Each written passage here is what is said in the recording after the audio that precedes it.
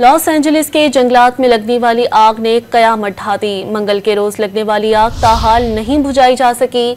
शोलों ने गुंजान आबाद इलाके ब्रेंटवुड का रुख कर लिया। हलाकतों की तादाद 13 हो गई। आग ने 39,000 एकड़ रकबे को जलाकर खाक में तब्दील कर दिया।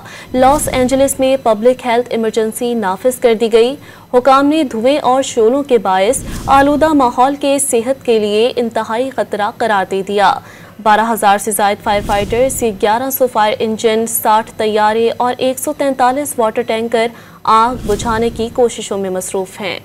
लॉस एंजलिस के जंगलात में लगने वाली आग ने कयामत ढा दी। मंगल के रोज लगने वाली आग ताहाल नहीं बुझाई जा सकी।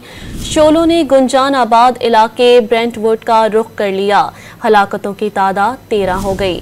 आग ने 39,000 एकड़ रकबे को जलाकर खाक में तब्दील कर दिया। लॉस एंजलिस में पब्लिक हेल्थ इमरजेंसी नाफिज कर दी गई। हुकाम ने धुएं और शोलों के बायस आलूदा माहौल के सेहत के लिए इंतहाई खतरा करार दे दिया। 12,000 से ज्यादा फायर फाइटर्स, 1100 फायर इंजन, 60 तैयारे और 143 वाटर टैंकर आग बुझाने की कोशिशों में मसरूफ हैं।